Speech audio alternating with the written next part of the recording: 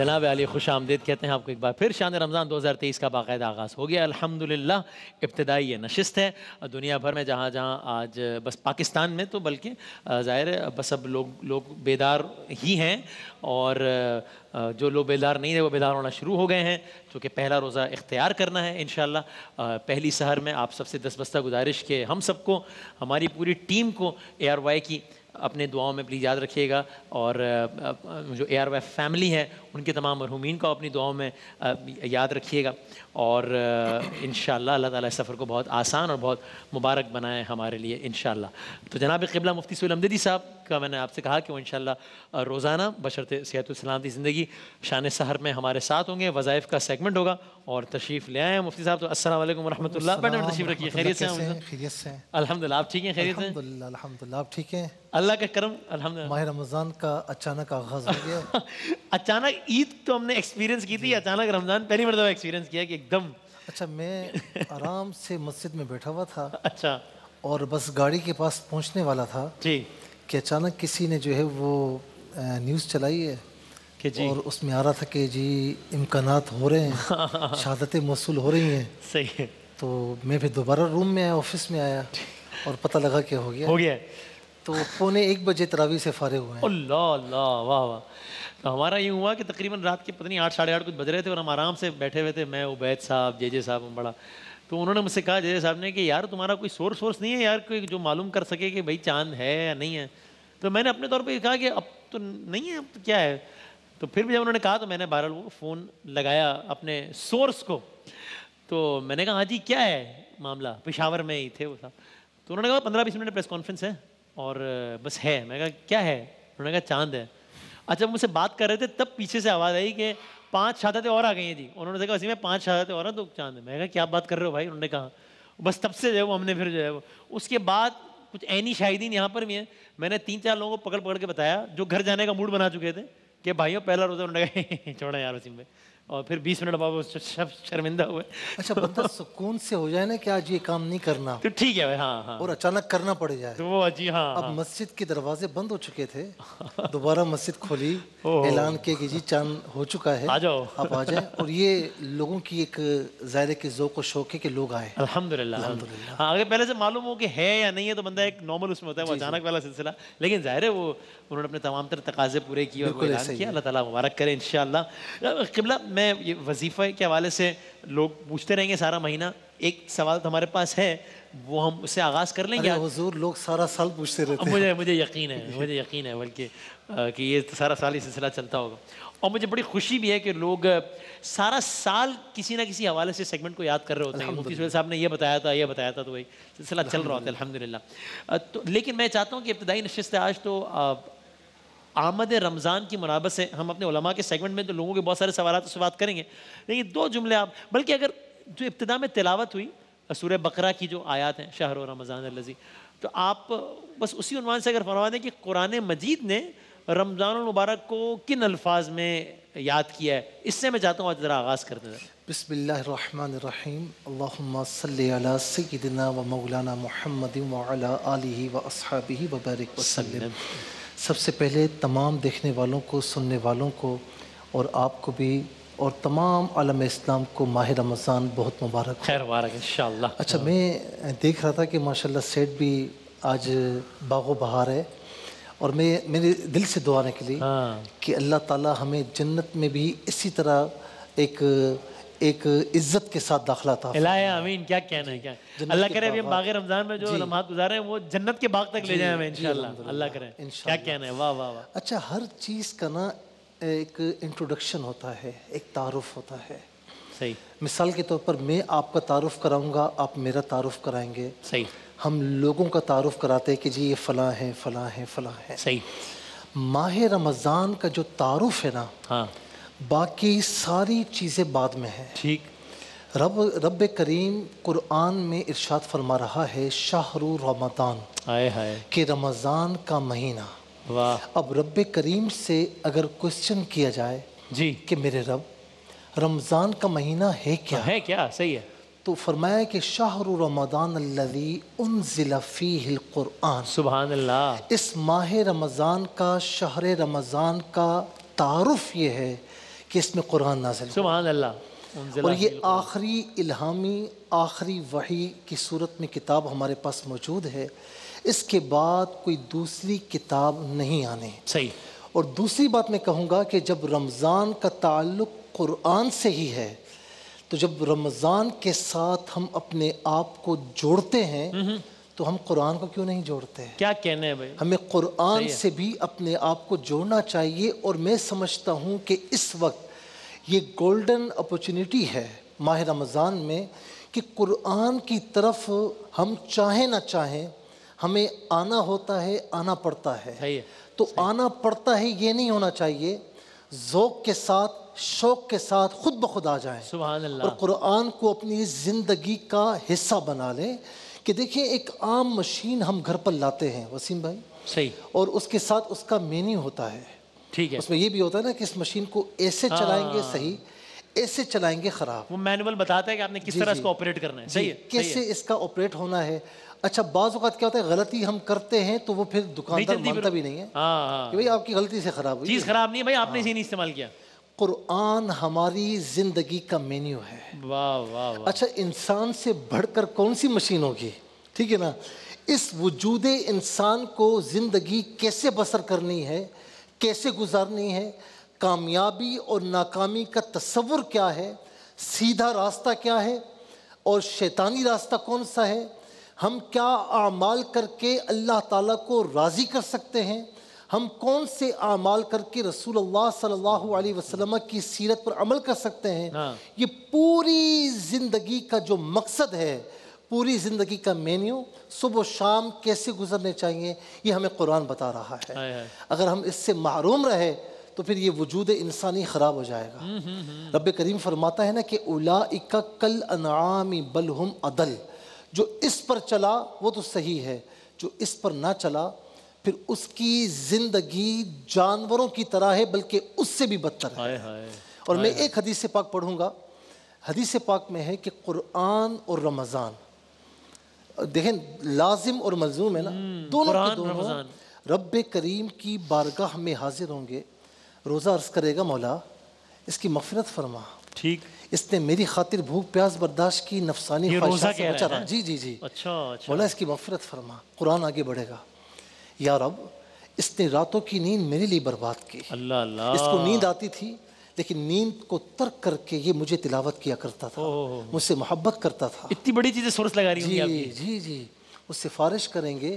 اور میرے نبی علیہ السلام کے الفاظ ہیں کہ اللہ تعالیٰ دونوں کی شفاعت ان کے حق میں مقبول فرمائے گا۔ انشاءاللہ۔ اچھا ہم کوئی چیز خریدنے کے لیے کہیں جاتے ہیں نا، اگر وہ چیز اپنی قیمت کے مطابق ہو تو بعض اوقات چھوڑ دیتے ہیں، کہیں اور سے لے لیں گے، ٹھیک ہے، لیکن اگر ایک کی قیمت 1000 روپے ہے اور ہمیں مل رہی ہو 200 روپے کی، 100 روپے کی، تو ہم کہتے ہیں بھائی لوٹ مارے، یہ تو لیتے رہو۔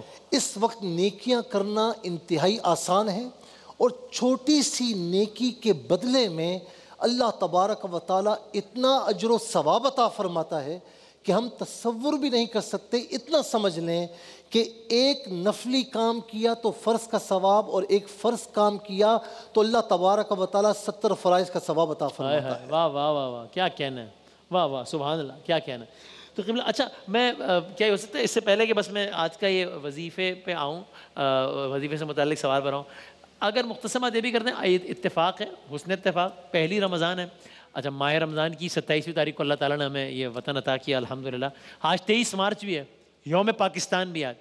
میں چاہتا ہوں ذرا مختصر اس پہ بتا دیجئے کہ اسلام میں اپنے وطن سے محبت، ایک محب وطن شہری ہونا، ایک ذمہ دار شہری ہونا، وہ سارے اقدام کرنا کہ جس سے ملک کو فائدہ ہو اور ان سے پرہیز کرنا جس سے ملک کو نقصان ہو، اس بارے میں کیا کہا؟ چونکہ رمضان پاکستان 23 مارچ یوم پاکستان کا امتزاج ہو گیا، تو اس پہ بارے بتائیں۔ دیکھیں اسلام میں خاص طور پر وطن کی محبت پر زور دیا گیا ہے۔ اچھا، حضور نبی کریم صلی اللہ علیہ وسلم اپنے آبائی وطن مکہ مکرمہ کو جب چھوڑ کر جا رہے ہیں نا تو کیا فرماتے ہیں کہ مکہ مجھے تجھ سے بڑی محبت ہے، اللہ اللہ، اور اگر یہ کفار مجھے یہاں سے نہ نکالتے تو میں تجھے نہ چھوڑتا۔ یہ ہجرت کے وقت کہہ رہے ہیں، جی مدینہ جی ہجرت جی جی، باقاعدہ حدیث پاک کے الفاظ ہیں۔ تو اس کا مطلب یہ ہے کہ اپنے آبائی وطن سے یا جہاں پر آپ رہتے ہیں اس سے محبت کرنی چاہیے۔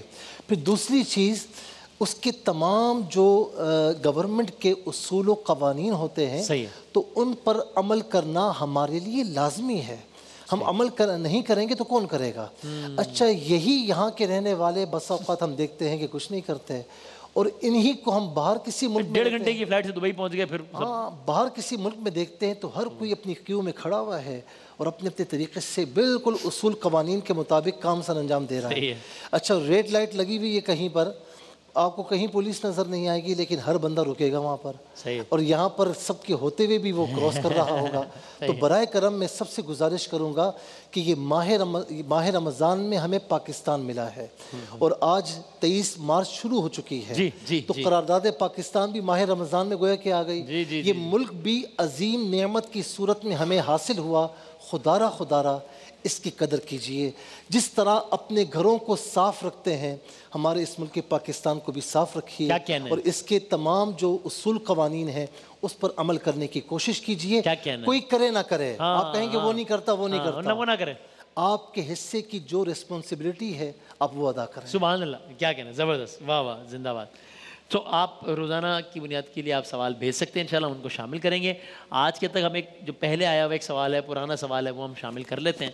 اور خالد صاحب نے پوچھا تھا کراچی سے. اچھا، اور اب یہ ایک ایسا سوال ہے کہ جو کہ ہے پہلے کا لیکن آج کے دور میں مجھے لگ رہا ہے پہلے سے زیادہ ریلیونٹ آج ہے سوال. کہتے ہیں حالات سے آپ واقف ہیں، اب تو زندہ رہنا بھی مشکل ہو گیا ہے اور ہم سب جانتے ہیں کہ مہنگائی نے تو کمر توڑ دی ہے لوگوں کی. تو یہ کہتے ہیں کچھ سمجھ نہیں آ رہا، حلال طریقے سے کمانے کی کوشش کر رہا ہوں، آپ برکت کی کوئی دعا سکھائیں. مجھے یقین ہے یہ لاکھوں لوگوں کا یہ سوال ہوگا جو ابھی ہے. آج کل تو ہر دوسری فیملی کا یہی سوال ہے، ہر دوسرے گھر کی حالت یہی ہے. ایسا ہی ہے. اچھا حیرت کی بات کیا ہے کہ جو لوگ کماتے ہیں وہ بھی بے برکتی کی شکایت کرتے نظر آتے ہیں کہ کچھ بچتا نہیں ہے. جو نہیں کماتے تو ان کے پاس تو ہے ہی نہیں ہے. اچھا اس کی سب سے بڑی دوا یہ ہے، پہلے دوا کرنی ہے. ٹھیک ہے. ہم اتنے معاملات سے گزر کر آ چکے ہیں، کووڈ-19 پھر اس کے بعد کتنے یعنی کیا کچھ مناظر آپ نے ہم نے نہیں دیکھے. لیکن کیا آپ نے نوٹ کیا ہے کہ اس کے بعد ہمارے معاشرے میں زندگیوں میں کوئی چینجنگ آئی ہے؟ نظر نہیں آتی. کیا رشوت ختم ہو گئی ہے؟ سود ختم ہو گیا ہے؟ کسی مسلمان کو کسی انسان کو دھوکہ دینا ختم ہو گیا ہے؟ نہیں. کاروبار میں جھوٹ ختم، غیبت، چغلیاں، وعدہ خلافیاں، خیانتیں ختم ہو چکی ہیں. اس طرف بھی تو آئے نا. جب ایسی چیزیں ہوتی ہیں تو پھر حضور نبی کریم صلی اللہ تعالیٰ علیہ وسلم نے فرمایا قحط سالیہ ہوتی ہے، آسمان سے بارشیں رک جاتی ہیں. موسیٰ علیہ السلام کے دور میں ایک واقعہ ہوا تھا کہ سارے بڑے پریشان، بارش نہیں ہو رہی. تو جب میدان میں آئے، بیابان میں آئے اور ایک عاجزی کے ساتھ اللہ تعالیٰ کی بارگاہ میں دعا کرنے لگے تو رب کریم نے موسیٰ علیہ السلام کو وحی فرمائی، اگر ان کے ہاتھ دعا مانگتے مانگتے آسمان کی طرف کیوں نہ اٹھ جائیں، ان کے گھٹنے گھسٹ کیوں نہ جائیں، میں ان کی کوئی دعا قبول نہیں فرماؤں گا. کیوں؟ اس کا ریزن کیا ہے کہ انہوں نے آپس میں حقوق کی تلفیاں کی ہیں، حق تلفیاں کی ہیں. جب تک یہ ایک دوسرے کے حقوق ادا نہیں کریں گے نہیں ہوگا، بادل نہیں برسے گا. جی کچھ نہیں برسے گا. اچھا پھر اس کے بعد جب موسیٰ علیہ السلام نے اپنی قوم کو یہ پیغام سنایا، سب نے توبہ کی، ایک دوسرے کے حقوق ادا کیے، معافی مانگی. اس کے بعد یہاں معافی مانگنا تھی، وہاں پر بارشیں نازل ہونا تھی. تو سب سے پہلے اس بات کی طرف بھی غور فرمائیں، اللہ تعالیٰ اس کے رسول علیہ السلام کی اطاعت کی طرف آئیں اور اپنی ذات سے کسی کو تکلیف نہ پہنچائیں. انشاءاللہ آپ دیکھیں کہ اسی سے زندگی چینج ہوگی. دعا بتا رہا ہوں، یہ بڑی پیاری دعا ہے. اللہم انی اعوذ بک من البؤس والتباؤس. اللہم انی اعوذ بک من البؤس والتباؤس. میرے خیال میں اسکرین پر آ رہی ہے نا.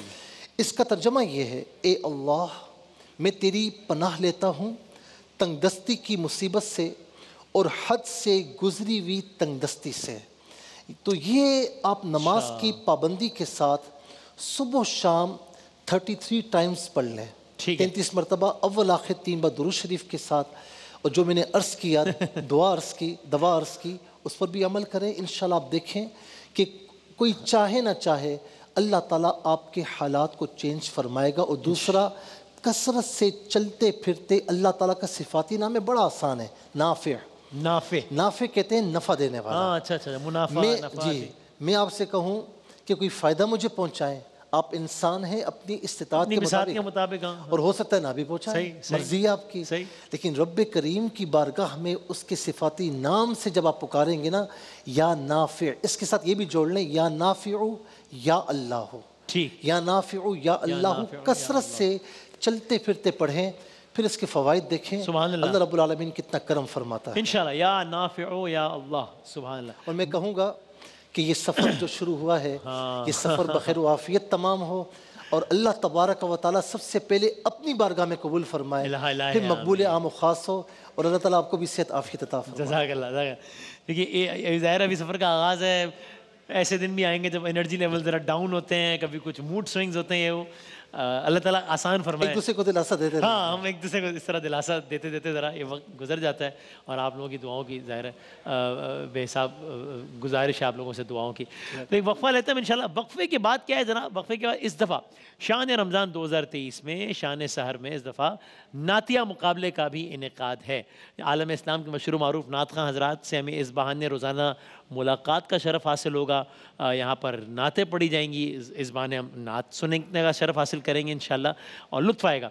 तो एक ब्रेक के बाद नातिया मुकाबला शान रमज़ान 2023 का। बाग़ रमज़ान सज गया है, हम वक्फ़े के बाद दोबारा आते हैं इंशाल्लाह।